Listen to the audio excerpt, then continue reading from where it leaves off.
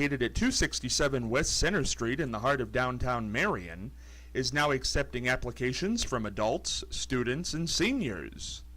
The Harding Center is a beautiful historic building offering one-bedroom apartments and efficiencies at affordable rental rates. All utilities are included. Basic cable and internet are available. The Harding Center is equipped with an on-site laundry facility for its residents. The property is located on the Marion City Transit bus line, and off-street parking is available. The Harding Center is managed by Starfish Building, LLC, Lois J. Fisher and Associates. For more information, contact them at hardingcenter@gmail.com or give them a call at 740-223-3288. The Harding Center, a beautiful place to live in the heart of downtown Marion. This is Scott Spears, and I'd like to welcome you to another edition of Scott Spears Now. The government has been shut down at the time of this taping for 6 days. It is currently October the 6th, 2013. Government went down at midnight on October the 1st. No end in sight. We're going to talk with a lady today I like a whole lot. She hasn't been on the program in a few months, and I certainly have missed her. She holds the distinction of being one of the few people in the government, federal level, when the government shut down the last time in 1995 and early 96. Of course, she is the 40th Treasurer of the United States, Mary Ellen Withrow. Before we go to her, though, I do want to mention this. Just learned of this. This is going to be a great event. Mary Ellen Withrow is going to be showing her art. Did you know she had art? I knew that. Coming up at the Barlow Gallery, 1126 East Center Street, right here in Marion, on Sunday, October the 20th, from 11 a.m. till 4 p.m. Mary Ellen, that's going to be great. Oh, yes. I'm really looking forward to it. Yeah. Uh-huh. Now, I think most people don't associate you with art. When did that come about in your life? Well, that was when I was young. Well, my mother needed something to entertain her. My father died when he was rather young, and I said, we're going to take art lessons, and so we did. We took art lessons, and that's how I got started. It's a great. This is your work on the card. Yes. Uh-huh. And it's a fruit. But you did all kinds of things, because I think I saw some animals that you had done. Yeah, I did my dog, Blossom, and I've done other people's dogs too. How many paintings will you be displaying that day? Well, I don't know. I think it's 12 or 14. Yeah. Perfect. I think it's going to be great. And again, you don't want to miss that. Coming up, Barlow Gallery right here in Marion Center Street. You can't miss it. On Sunday, October the 20th, coming right up. And I did want to wish you a belated birthday, Mary Ellen. Oh, thank you. Birthday in October. Yes. And you just did capture the moment. Yes, I captured the moment. You did, and that was one that was long overdue. Long overdue to have you there. Oh, that was a very good thing. I think it's great that they do that. You learn a lot. You have people that are on the panel with me. I learned a lot about them. I didn't know. Yeah. It's fun. Mm-hmm. Did you do anything special for your birthday? No, we just went out to eat. Well, we used to go to a movie and go out to eat. Now we've put it down to just going out to eat. But you had fun. Yeah. And still going along. That is great. One thing I wanted to get to, I just learned from you, the new $100 bill coming out this Tuesday. Yes, it's kind of exciting because it's been a long time coming out, and it's got some printing on Benjamin Franklin's collar. I guess I haven't seen it, but we'll see it as soon as it comes out. Well, and I think people need to know, because I think it's important for the people of Marion to know you really orchestrated the quarter program that came about in the 90s, or early 2000s, was it? 90s? 90s. 90s. It actually, it started in, I don't know if it was 2005, and it was a 10-year situation. Five quarters a year, and then they did the territories after that. And I guess they're still doing the presidents. I've been asked about that. I haven't heard anything about them except I checked when I talked to the Mint the other day, and they said they were doing them. I don't know. I think they're maybe around Teddy Roosevelt right now. Do you still have a lot of contacts in Washington? Well, I have the people there's still people that I worked with there, and I talked to them once in a while. Well, I was trying to find out the cost of a quarter because, I was kind of shocked that a penny now costs 2 cents, a nickel costs 10 cents, and back when I was treasurer, a penny was less than a penny, and a nickel was less than a nickel, and a quarter was 5 cents. Now a quarter is 11.3 cents, and it's partly due to the metals, mostly due to the metals, but they also factor in the cost of the production and everything too. But it's important to know that, because people want to do away with the penny. Well, if they do away with the penny, it's going to put the pressure on the nickel, which is twice as much as it's worth, costs twice as much as it's worth. So there you are, you got a problem. Yeah. So anyway, so much for that. We don't want to lose the penny, the whole lucky penny idea. Well, there's organizations that fight for the penny, and then there's organizations that fight to not have the penny. There's organizations for everything. They'd come and see me and talk about, why they want the penny or why they didn't want the penny. And, whenever they do away with the penny, it's going to be a shock to the economy. I think they've got to face that. So I think you're exactly. We got enough shocks going on right now. Speaking of shocks, yes, you have it right. We are in the middle of something very peculiar here right now. It is a government shutdown. Before we get into the current one, I want to go back to 1995. The 1995 shutdown happened November 14th through November 19th, and then again December 16th through January 6, 1996. The government was shut down for a total of 28 days during that shutdown of 95. That was because it was between President Bill Clinton and the Republican Congress over funding of Medicare, education, environment, and public health over the 1996 federal budget. The government shut down. The government eventually shut down after Clinton vetoed the spending bill the Republican-controlled Congress sent him. And this is a bit of history, Mary Ellen, certainly regarding you, because you were there. Yes, I was there. And I was working because my bureaus were both having to produce. They were making money while the Congress wasn't going to spend money. It's kind of funny, isn't it? Yeah. Just keeps on turning. The wheel just keeps going. Yeah, it doesn't really make sense. But anyway, I was necessary, and it was like a vast wasteland in Treasury. You'd look down the halls, and there was nobody there. And so anyway, I was considered necessary. What is it like in Washington when this happens? Oh, everybody is mad. I bet they are furious. The people, the ones that are suffering, they are just, they said they were never going to vote for another Republican when this got done. Yeah, that was how they felt. Mm-hmm. And I'm wondering if they're still feeling that way. You know what? It certainly is interesting. But back then, a compromise did happen. Yeah. When that compromise happened, does it make everybody? Do they breathe easier? Do they say, "Thank goodness that was over"? Yeah, they were glad it was over, but they're not going to forget.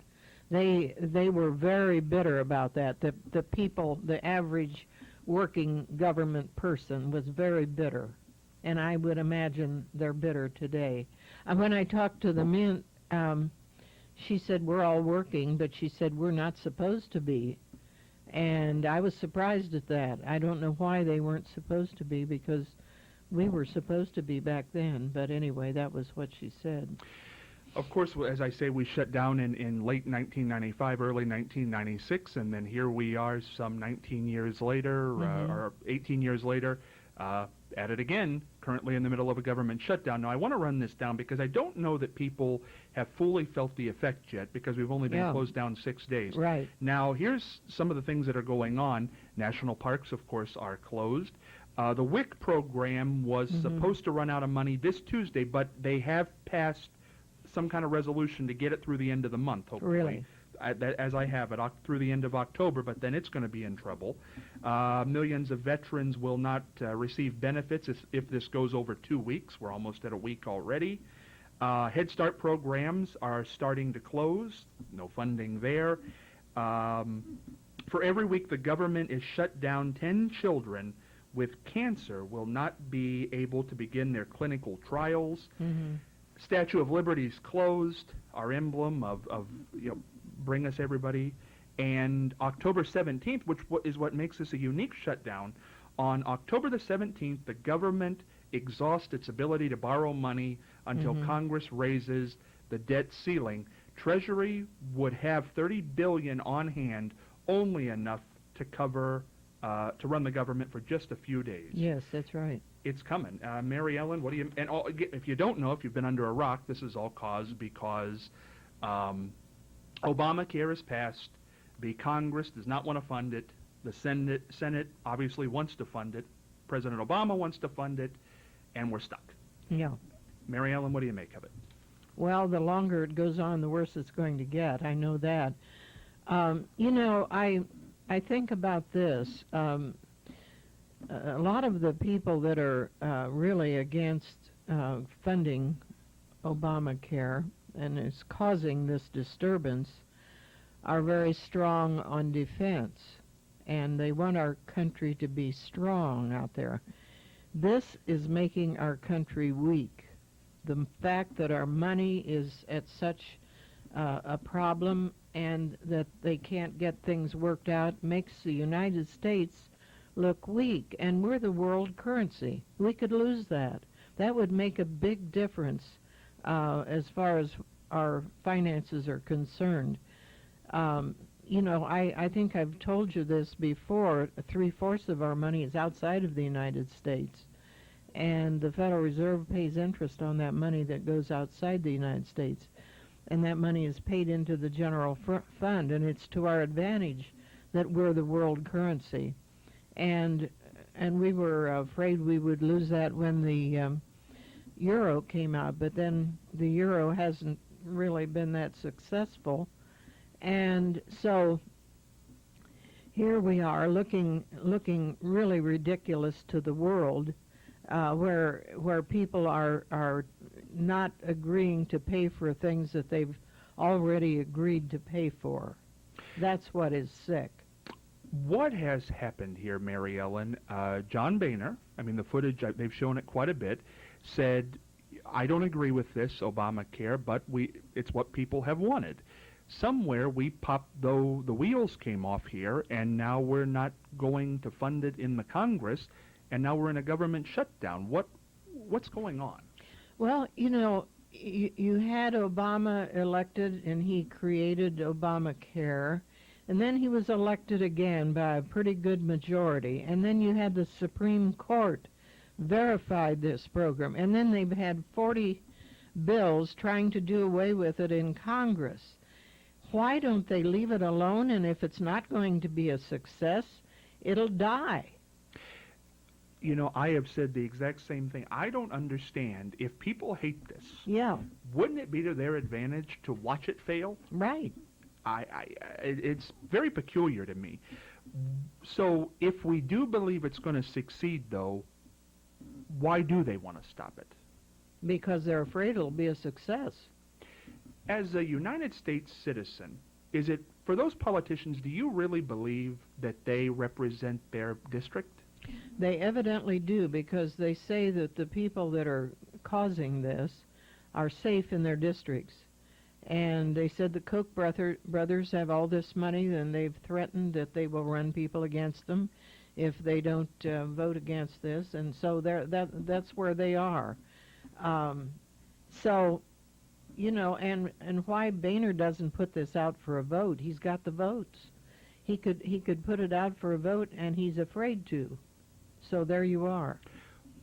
What will happen? I mean, none of us are fortune tellers, but what's going to happen in the next few Oh, days? I have no idea.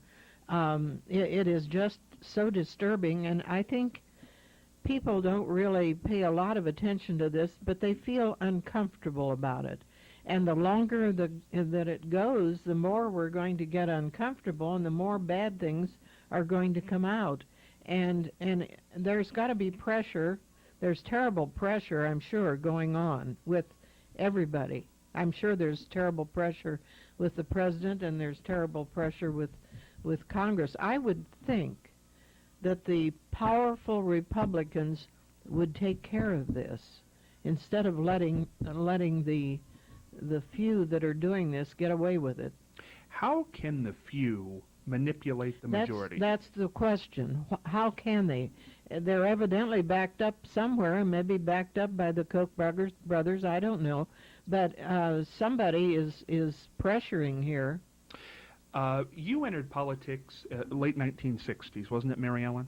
Or that was the school board. Yeah, 69. 69. I started on the school board. Yeah. What has happened? It hasn't always been like this, has it? Well, it used to be terrible. I mean, not when I started, but you go back to when Abraham Lincoln, you went to the movie. Mm-hmm. Yes. Yeah. Yeah. Some of the things they did, and it was politics has always been pretty rough, and then they pass laws to try to keep this from happening and that from happening, but there is this not getting along part that is so difficult right now that they don't work things out, and they should. Does any of this lay on the doorstep of the Supreme Court decision that a corporation is a person, as far as donating to campaigns, donating to people? I don't know if that has any sway on that or not. It was not a good thing when that happened, I know, but I haven't heard anything mentioned about that, and that's interesting. I know, obviously, that you're a Democrat. People know that. Worked under Clinton and certainly supported Al Gore, and I'm sure supported John Kerry. Yeah. Where do you put Obama in your lifetime on the Democratic presidential scale? Well, I think he's to be given a lot of credit for what he has done. It's amazing that somebody that is elected that is of color, and you don't know what's in the future, but I think a lot of this has to do with that. I think that's maybe something based there that's causing this. Yeah. That being said, there does seem to be a general dislike of President Obama by the Republicans. Mm-hmm. But they had a general dislike of Clinton too. They certainly did. They picked on him every day of the week. They certainly did. Yeah. I don't think they gave him a moment's peace. No, they didn't. But say that to say this, that President Obama, how much of this is just about, as he said, trying to stick it to him? Yeah, I think there's something to that. If you had to give a percentage here, how much is truly about Obamacare, and how much is truly about getting him because we couldn't get him at the polls? Mm-hmm. Well, they're upset because they lost the election. We all know that. They don't take it lightly, and they're causing themselves to have more problems in the future the way they're operating right now. well, I said well, nobody knows what's going to happen, but different than the 95 shutdown, in 11 days, the government's in trouble. October 17th, if we don't raise the debt ceiling, we're going to be in a world of trouble. Everybody is, and everybody's going to feel that. Is it conceivable that in 11 days our government will be essentially broke? We hope not. There's a difference, though, between this one and the last one. Clinton was running for re-election in a year, and Obama is not running for anything, and so you have a different situation. The fact that well, maybe we'll have to go back to the platinum coins. Remember that deal? I do. You know, and I worry about this because we're taping this on a Sunday evening, because this morning these people on these talk shows aren't budging, and we're 11 days away. Right, but you never know what's going to happen. Some very strange thing could happen and change the whole picture. So, do you think, because a lot of people feel that what will eventually happen is some compromise will happen, and that maybe Obamacare will be delayed a year. Do you think there's anything that's going to happen in regard to that? No, I don't know. I rather doubt it, but who knows? You know, I don't know. October 17th is going to be a very interesting day, and I don't know. It's going to be something. Why, Mary Ellen, is this Obamacare such a divisive issue with everybody? I mean, it's not true, and I want to make sure to say that, but boy, they've talked about death panels in regard to this and all kinds of things. Why is it so, this is just so hated? Well, it's Obama's baby. Yeah. Yeah. And I think that says a lot. Yeah. There's a few things I want to get to in this program. Before we leave the subject, though, Mary Ellen, what do you hope happens? Hope. Oh, I hope we get it settled and everything proceeds the way it should with our government. You like to see government work the way it's supposed to, and our founding fathers, I imagine they're turning over right now, you know. If and when Obamacare does come, because I think most people feel that's going to happen, where do you foresee it in 5 years? Good or bad thing? I have no idea. But, you know, they've always said this, that Social Security and Medicare and Medicaid all went through this, and it was quite a struggle. So it probably will be a struggle, but he's gotten it passed where nobody else could get it passed. Why was he able to do that? Well, he concentrated all of his effort on that in the beginning, and it may have been good or it may not have been good, but he got it passed. You know, they say he should have done other things, and who knows. But anyway, he accomplished something that the other presidents, you know, they've tried to do that ever since Nixon, I think, or maybe Eisenhower, I don't know, but for a long time they've tried to get health care, couldn't do it. Obama certainly, in most people's lifetime, good or bad, like him or hate him, has made some things happen and made some very big statements. Does he, in 100 years, go up on Mount Rushmore, do you think? Oh, I don't know. Could be. They have a lot of fun with putting different people up there, don't they? They do. Well, I think it's interesting because most people say the two that in recent times they've said would have gone up there. On the Republican side, it would be Reagan, but then they say we can't really find the backing for that. He was just popular for them. And then people say Clinton, but they say he was just hounded for so long that it just probably won't happen. But Obama, maybe, I don't know.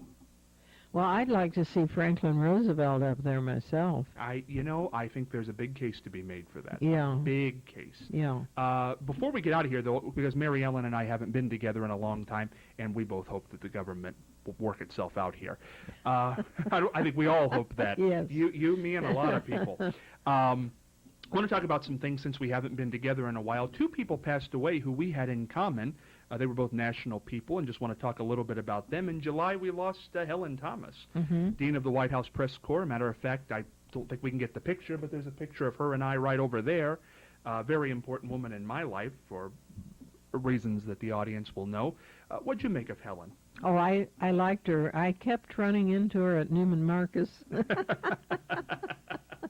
And we'd talk. And yes, she was fascinating. And I watched what happened to her during George Bush's administration, where she got, I guess, put in the back of the room. Wasn't that what happened? That was it. Yeah, sent to the back. Yeah.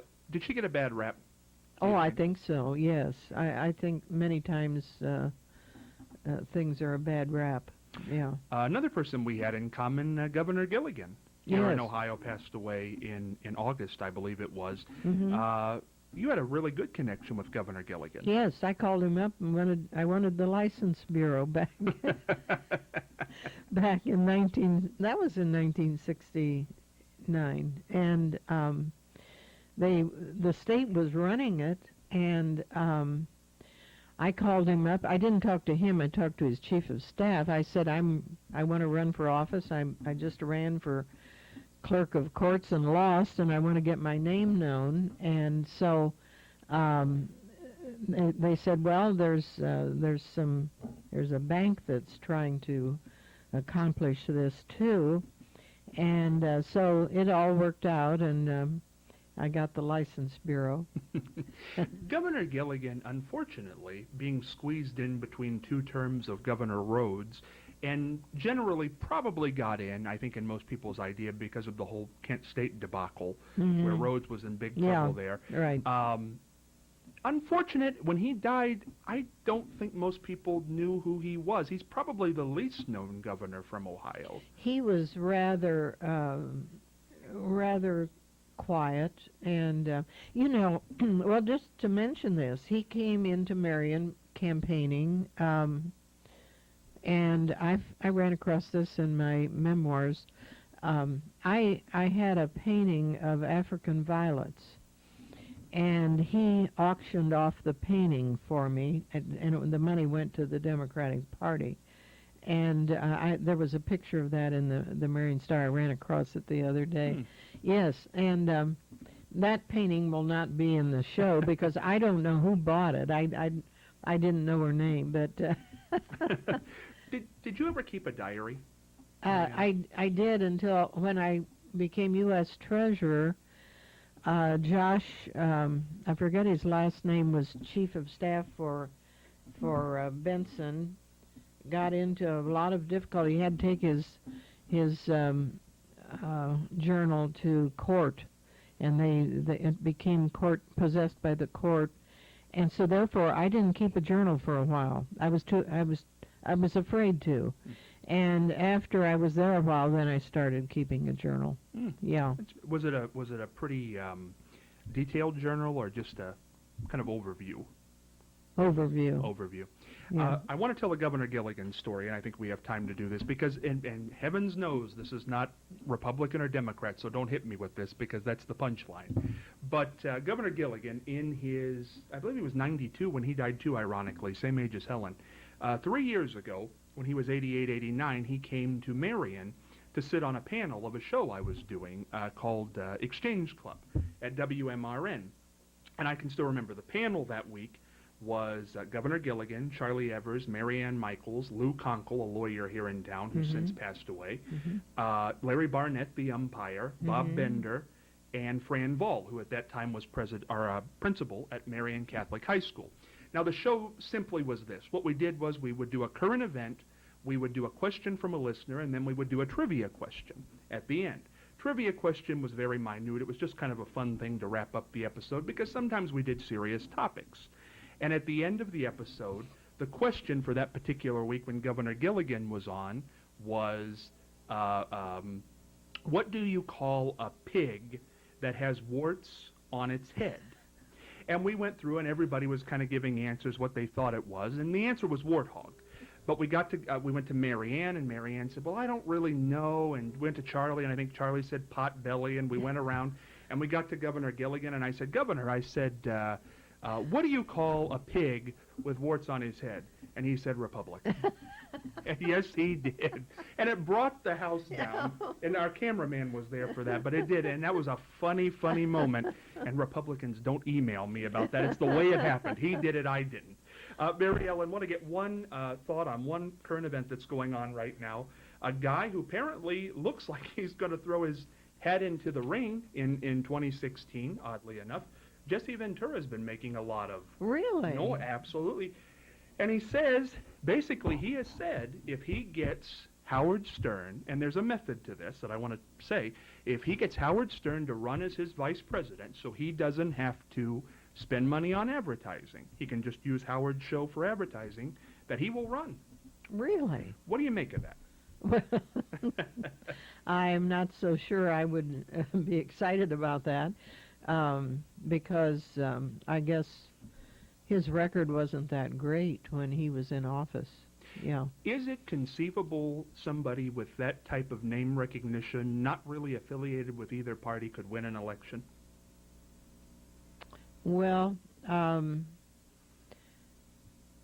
it's hard to say. You can't say things won't happen because sometimes they do. I don't know. I don't think Howard Stern has that great a reputation, so that would be a problem, I think. I think it might. I'm fascinated by it, though, because I think if he does run, I think it's certainly going to be interesting. And I don't know where the media would go with him because he does seem to be, I think he's more liberal than conservative, but he really has no party allegiance anywhere, so I'm not sure how they would cover him. Let me ask you a question. Do you think that if women were working with this situation in government, that it would be where it is today? That's a good question. If it were women on both sides? No, I don't think it would. I don't think it would either. I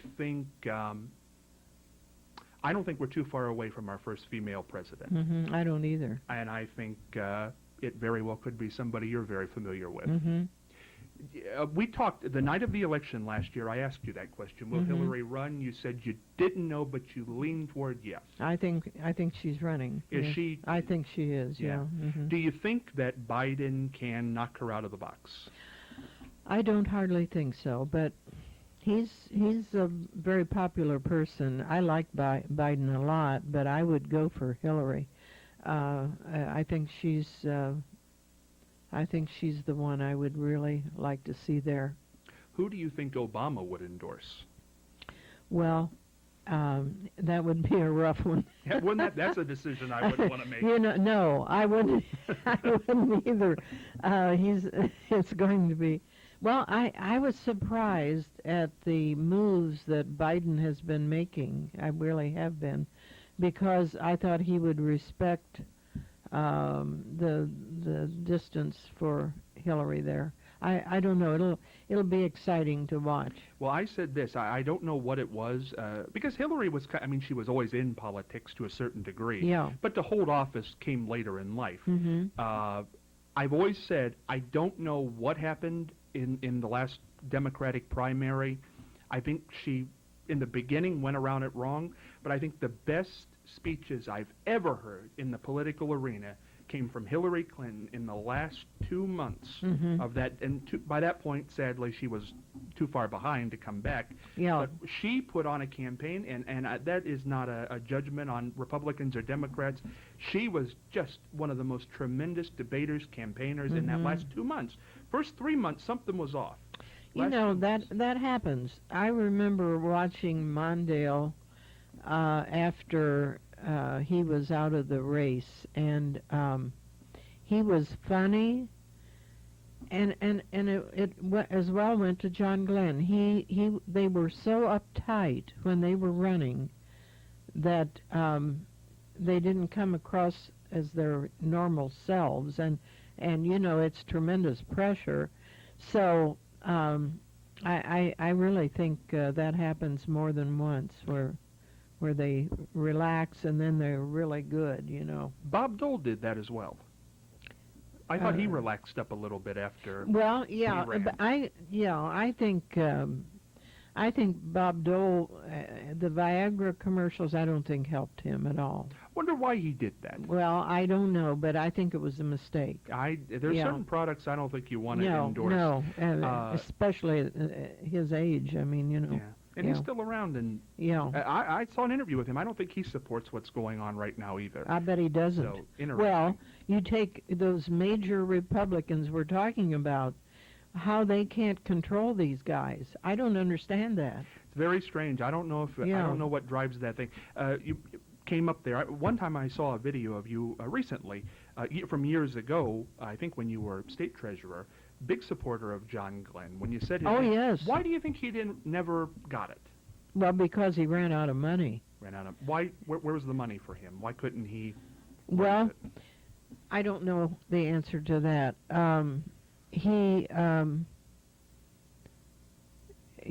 After he got out of the race, then when Al Gore was running in 4 years, I said I'm not going to support anybody because I'm going to wait and see who gets it. But then when I went to see Al Gore, I said, well, I believe everything that he believes, and so I was for Al Gore then. But it was interesting that the John Glenn, I can remember that so well when he got out of the race, and he was in debt, and Al Gore was in debt, and it's terrible pressure running for president. It's a costly business. Yeah, it is. It really is. Yeah. Do want to mention this again. Mary Ellen Withrow will be at the Barlow Gallery, located 1126 East Center Street, right here in Marion, on Sunday, October the 20th, 11 a.m. to 4 p.m., showing her art. Would not want to miss that if I were you.